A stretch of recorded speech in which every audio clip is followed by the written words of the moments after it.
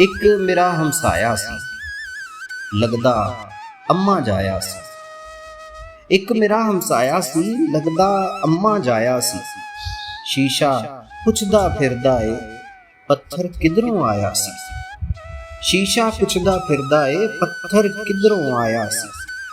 ਓੜਕ ਮਸਜਿਦ ਭੁਗਤੇਗੀ, ਓੜਕ ਮਸਜਿਦ ਭੁਗਤੇਗੀ, ਮੈਂ ਇੱਕ ਮੰਦਰ ਢਾਇਆ ਸੀ।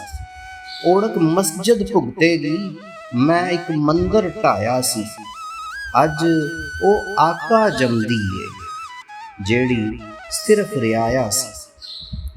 ਅੱਜ ਉਹ ਆਕਾ ਜੰਮਦੀ ਏ, ਜਿਹੜੀ ਸਿਰਫ ਰਿਆਇਆ ਸੀ।